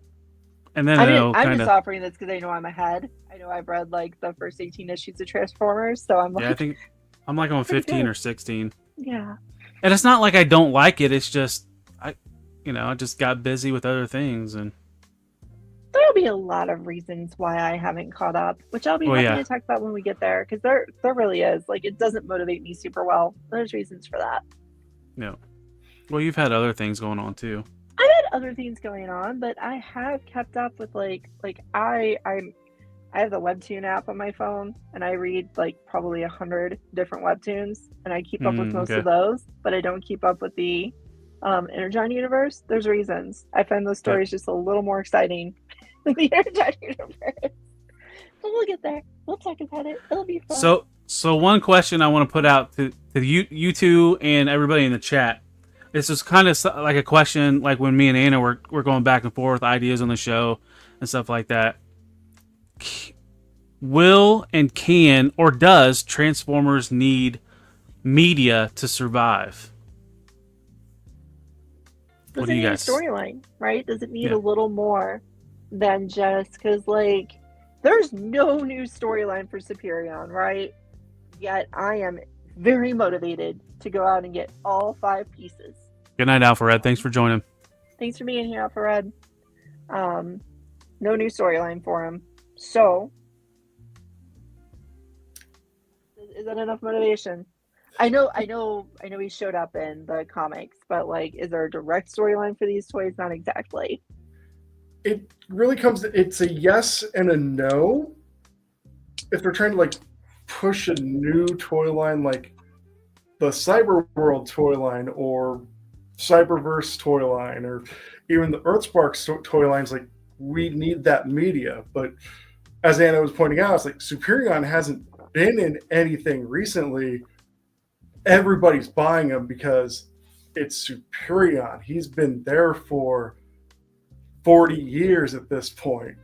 G1 toys sell. We have all the stories with Superion that we really want, and flash back to the 90s when G2 came out. The G2 cartoon was, hey, we re-edited episodes of G1. No. Added a little CG animation. From the Tales of the Transformers from the Cybernetic Cube or something like that, I believe the intro was. Yup. It has a really old CG on it. Yeah, if you look at the Beast Wars toy line, but being technically the 3rd fully CG series at the time, limited, hey, you get to play with 5 characters on each side. Toy line has what, 20, 30 different bots in there? But at that time, we had nice bios on the back. I'm going to circle back to this. Keep going, Zaldron. I just said I want to circle back to HGC's comment.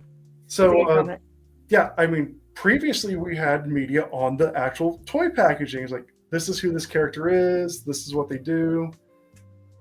We don't have that anymore.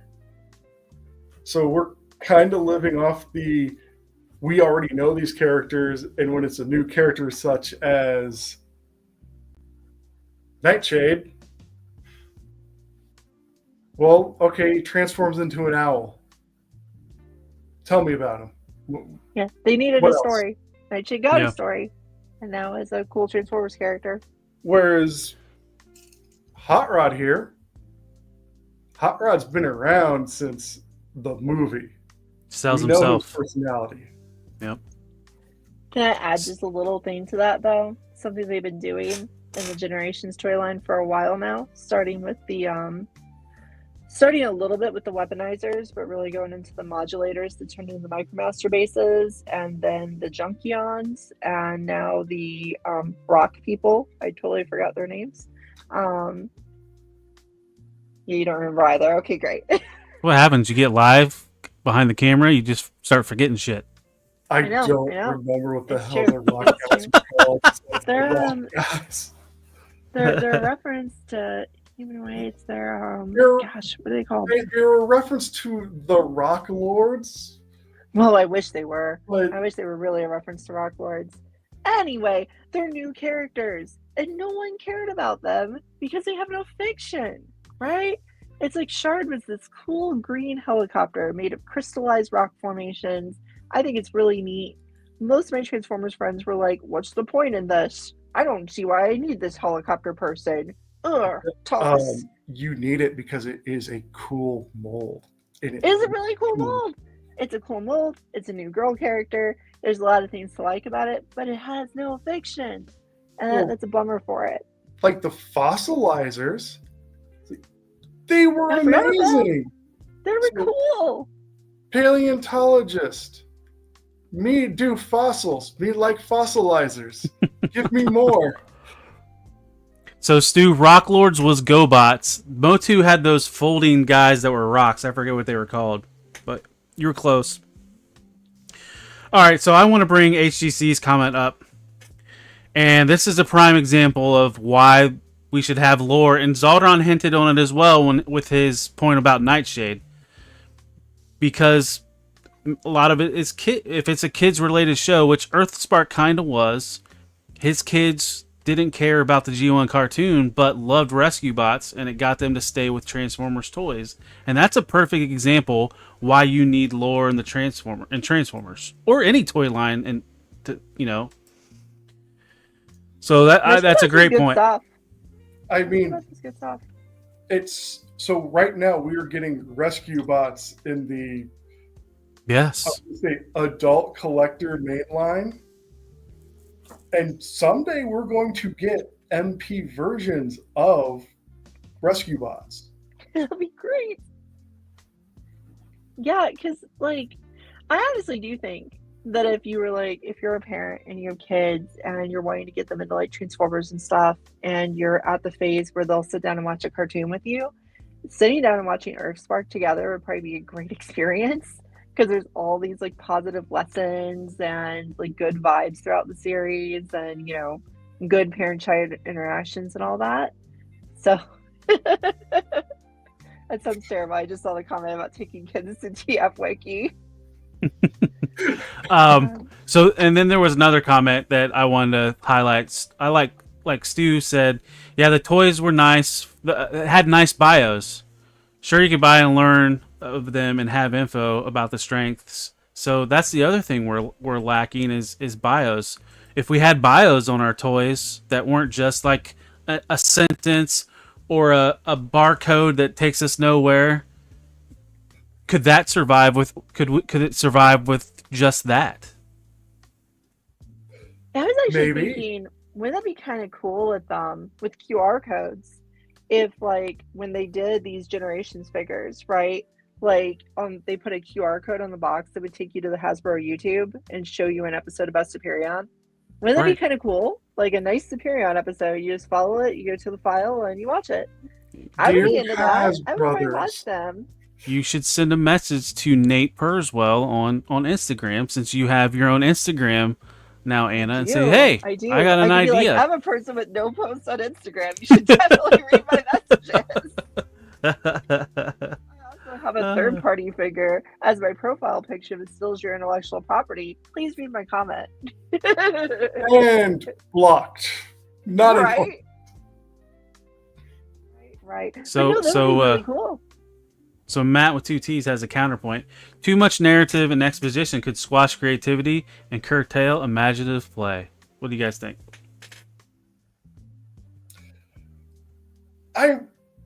You are going to have the kids that just want to, straight up reenact, hey, I have the characters, I want to play out the episode with my toys. But I don't think that's going to be all the children out there. There's going to be hey, here's your army of bumblebees, kids. How many times did G.I. Joe, Real American Hero, say that you couldn't go steal your sister's Barbies and have G.I. Joe fight them? You mean the 60s Joes? Yeah.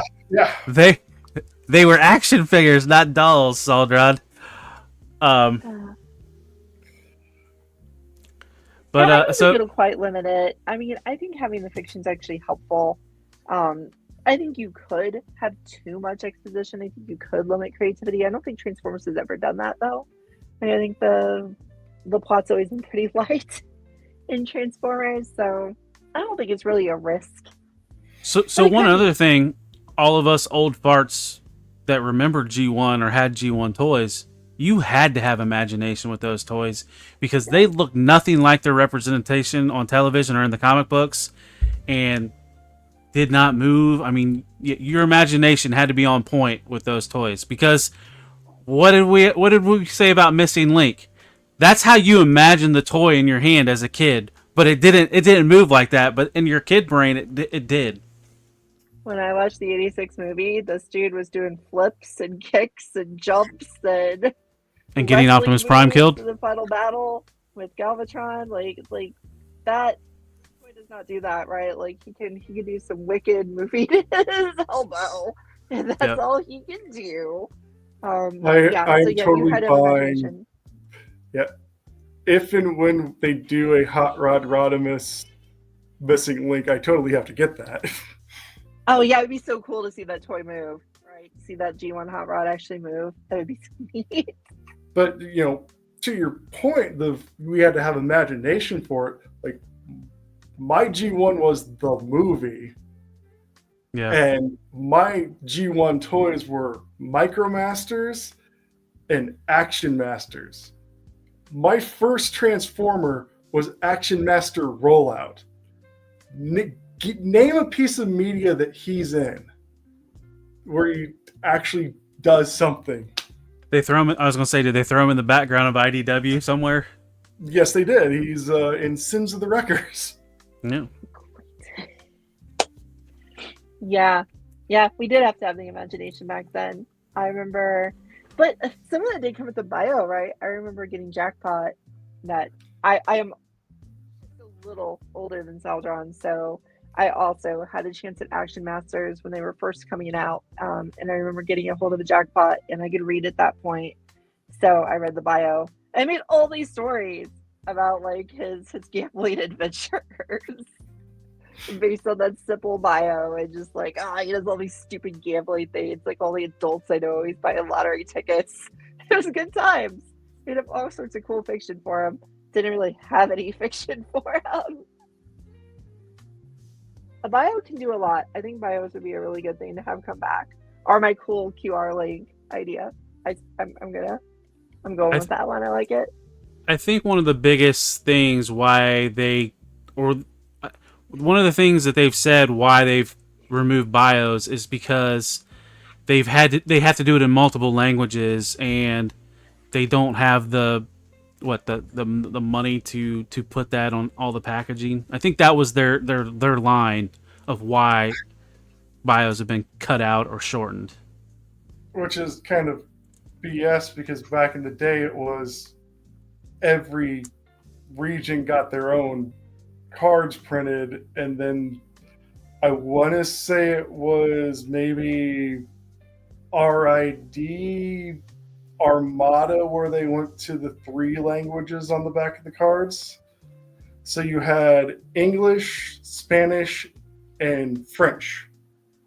And that's when we kind of started getting that singular sentence bio. I have to be honest, it wouldn't bother me if there was a bio on the back of my box that was as long as the G1 bios, that was printed in Spanish, and a QR code for me to follow to a translation in English. Like, that actually wouldn't bother me. Like, it would still have enough stuff. People really need to utilize QR codes more. I love QR codes. That's what I put at the end of every one of my reviews and every one of my videos. I'll put a little 10-second video with all my QR codes from my social medias. QR codes are great. I use them so much in my teaching. But, like, you could do that, right? You could just have it in one language and then a QR code for the other languages. You could never make anyone happy with which language to put on the box. But, it would definitely be English or Japanese, depending on which market. But I don't know. I think a QR code scan would be a way to fix it so that you could fit one good bio on the back and then have a translation for everybody. I don't know. I just think it would help a lot to have bios back. But the fiction helps. And I like the fiction, so let's keep having it. I'm going to keep supporting Cyberworld with my watching, but I'm probably not going to buy the toys. Sorry, they're not good. Or they're not mine. Zakine, They if are you're gonna good. if you're gonna watch anything, you have to watch Transformers the movie. That's a long time. That would be never. At least Stu's backing it up. Sorry, I'm trying to get to some of these chats. Fair. So I mean, did we knock everything out? It feels like I think so. we're almost at that 2-hour mark. I'm just going to tell people one last word about Cyberworld. If you're even a little bit curious, it'll take you 5 minutes to watch the first episode. Just go do it. Whatever. It's not going to hurt you. The animation's good. So, like, you're going to watch it and be like, oh, this animation looks nice. It looks like versions of the toys that have moving fingers and faces. They're fun. Just make sure you're watching the video that goes episode 1, episode 2. Yeah. Instead of the video that goes episode 2, episode 1.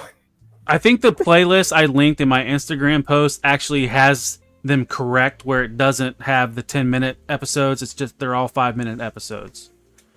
Nice. Okay. Hey. I think they actually made a playlist, so it will be less confusing. Well, so Zaldron, welcome to Decepticast. I hope you enjoyed it. Is there anything that you would like to shout out while you're here? Like maybe promote a club of books or anything like that? Well, if I had moderator ability, I could post the Discord link so people might be able to join us on the TFYLP Discord every Sunday at 8:30 Central Time as we discuss what next week will be Cyberworld episode 5, and then maybe for like 3 or 4 hours bullshit. And I'm trying to get us to read the G1 comics as they because they're coming out with that collected edition soon from the Kickstarter. So I'm trying to get us to watch that, to read those together. The mass release softcover volume 1 is out. Is it? Yes, I saw it in Barnes September. I'm not reading before that. Yeah, I saw it in Barnes and Noble like 2 months ago. Very nice. I will read it as soon as the PDFs come out because they owe me a PDF. So yes, I'll do that. And I will wait for December when the hardcovers come out because I don't like reading on the computer screen. I might have to be. Make me wait. I might have to be like another book club member and just get some booty, some of that pirate booty. Raise your flag. Hey, as long as you follow it along, I won't complain too much. I'll call you. No, I will. Like once, I mean, you guys brought. Along, we're good. I did buy the manga, so maybe. And then Abby just put the Discord link in the chat, so check out TFYLP page. And so, Anna, do you have something to promote this week?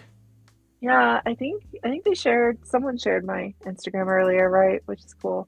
I made an Instagram. I don't have anything on it yet, but I made it. I'm going to be putting up Caleb is really encouraging me to be putting up in-process pictures of my toy room as I set it back up. I have a very large Transformers collection, secretly. Like, a lot of people don't realize just how much I have and how many different lines and subgenres and whatever that I've collected over the years, but I have a ton of stuff, and some stuff is really weird. Like, I was showing these guys before the show that I have this weird pink, yellow, and green weird wolf, right? Like, who the heck has that? Me. So, yeah. So I have an Instagram page you can find. It's linked in the chat. Check me out, and I will be putting stuff up. I'll start this week. I've been telling myself for years I'm going to start doing short form reviews somewhere. Maybe I'll do it, but we're going to start with pictures. We're going to get as far as we can with pictures. Anna, you're up to 9 followers now. Thank you. That's like double from what I had earlier. Yeah. I started my account like 2 days ago. Don't think that people hate me that much. But thank you. I appreciate the promotion. Hopefully I do something. Yeah, I mean that's what we like to do in this community. We like to build each other up, and yes, I'm going to try to do my best not to bully you to get you to post stuff on Instagram because I mean it's fun. So I guess we'll promote my stuff, I got a lot of things going on. So you can follow me at my channel at Talib1980_collects on YouTube. I would put the link in, but I can't talk and click the mouse at the same time. But I do reviews twice a week, Tuesdays and Fridays. Usually a Transformer review on Tuesdays for Transformers Tuesdays, and a random action figure line on Fridays. Sunday I live stream builds. It's called Blockheads. It was kind of a blocky themed, but previous week we did the Kotobukiya Optimus Prime Frame Arms Girl. Thanks, Stu. I'll try to do better. And then that was a fun build. And then this week I started the Action Edition Soundwave, blocky Soundwave, which was so much easier. There's Zakanan. Thank you, sir. And then also look me up on Instagram, TikTok, X. I have my own Facebook page, posting news daily. They're all at Talib1980_collects. Also, I am part of the Figure Fight Club channel. I am a co-host. We go live on Tuesdays for open mic night. Anybody can join. I've been trying to get Anna or anybody else that's in the TFYLP Discord to come join, because it's, you know, it's show and tell, and we get to talk about toys. It's a fun time. Anybody can hop on. And then Friday is usually our interview show. This Friday, I can't remember who it's on. Abby told me yesterday, and now I'm a bad person. But also, we were 25 away from 1,500. So if you haven't subscribed to Figure Fight Club, please do so. Also, don't forget to like this stream right now. And then I know Roll Keeper had to leave earlier and hasn't been and he had issues, but he's one of the best mods that help us out. So if you could look him up, and a shout out to Roll Keeper. And I think that's everything. I don't know if Abby can sign us out since he's mobile, so I'm going to do that. But Thanks, yeah. So thanks for joining. Next week we'll keep in touch on what we're doing, and here's the outro.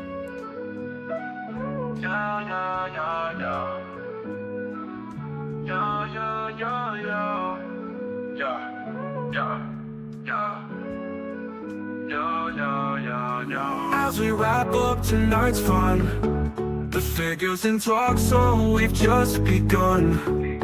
Join us next time for thrills anew. In the world of Figure Fight Club, it's all for you. Make sure to subscribe and smash that like button. See you next week on Figure Fight Club, stay strutting. This isn't goodbye, it's just a see you later. In the meantime, go check out another creator. So keep your figures on display until we gather here someday. Remember the tales and the laughs we shared. Here at Figure Fight Club, you're treasured and cared.